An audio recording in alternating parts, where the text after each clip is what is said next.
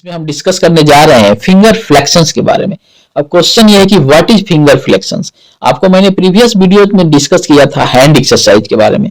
Hand exercise में मैंने बताया था कि आप हाथों के मसल्स को कैसे स्ट्रांग बनाएंगे ताकि आपके हैंड राइटिंग में हेल्प करे और हाथों में दर्द नहीं हो, क्योंकि हम कुछ समय जब लिखते हैं तो हमारे हाथों में दर्द शुरू हो जाता है।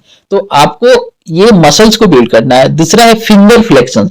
फिंगर फ्लेक्शंस क्या रिलेशन से हमारे उंगली को जो मूवमेंट करते हैं, यानी कि जब हम कोई लेटर लिखते हैं तो हमारा जो उंगली है, खास करके थंब और इंडेक्स फिंगर से जब हम पेन को या पेंसिल को पकड़ते हैं और जब लेटर लिखते हैं तो लेटर के माध्यम से क्या होता है, मूवमेंट होता है। तो वो मूवमेंट जो है वही फिंगर फ्लेक्शंस को इंडिकेट करता है।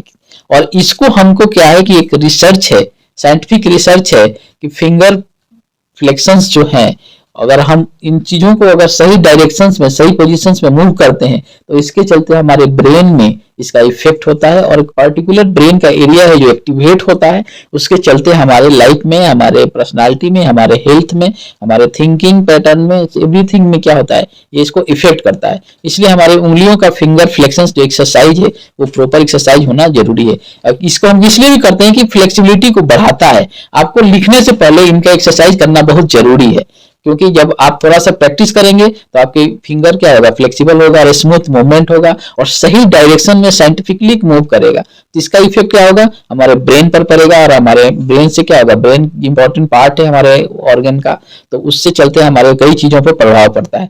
तो फिंगर की एक्सरसाइज हमें फ्लेक्सिबिलिटी के लिए करना बहुत जरूरी है। इसके लिए कुछ क्या है, साइंटिफिकली डिजाइन किए हुए पैटर्न है। जैसे देख सकते हैं इस तरह के पैटर्न है।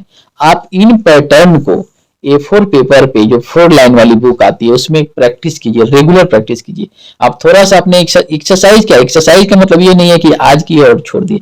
एक्सरसाइज का मतलब ये इसको आपको रेगुलर आपके हैबिट में लाना है। अगर रेगुलर आप एक्सरसाइज नहीं करेंगे तो उसका पूरा फायदा आप नहीं उठा सकते। तो कभी भी हमको लिखने से पहले उंगलियों का एक्सरसाइज जरूरी है, मसल्स का एक्सरसाइज जरूरी है, हैंड एक्सरसाइज आपको करना है। उसके बाद आपको क्या करना, फिंगर फ्लेक्शंस की कोई आप इनसे 2 पैटर्न उठाइए, उसको 2-3 मिनट प्रैक्टिस कर लीजिए। तो आपको इसको करना कैसे है, इस जो पैटर्न मैंने दिया है इसका पीडीएफ में मैं डाउनलोड कर दिया हूँ। इस पीडीएफ को डाउनलोड करके इसको प्रिंट A4 पेपर पर प्रिंट लेकर और उसको बार बार प्रैक्टिस कीजिए। और एक बार प्रैक्टिस कर लेंगे तो आपको क्या होगा, आपको आइडिया हो जाएगा कि कौन से पैटर्न है और किस तरह की प्रैक्टिस करनी है। मैंने कुछ पैटर्न्स आपके सामने डिस्प्ले किया है, इसको A4 पेपर पर देखिए प्रॉपर है और इसका रेगुलर प्रैक्टिस कीजिए बिफोर राइटिंग। जब रेगुलर प्रैक्टिस करेंगे तो आपके फिंगर की फ्लेक्सिबिलिटी क्या इंप्रूव होगी, आपका फिंगर स्ट्रांग होगा और सही डायरेक्शन में मूवमेंट के लिए रेडी होगा। अगर ऐसा होगा तो ये आपकी हैंड राइटिंग में काफी हेल्पफुल होगा और आपके हैंड राइटिंग को लेजिबल हैंड राइटिंग बनाना है। लेकिन इसका एडवांटेज और इंपॉर्टेंस तभी है जब आप इस पैटर्न को प्रैक्टिस करेंगे।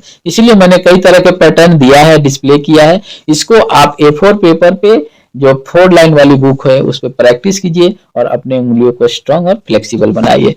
दोस्तों थैंक यू एंड कांग्रेचुलेशंस।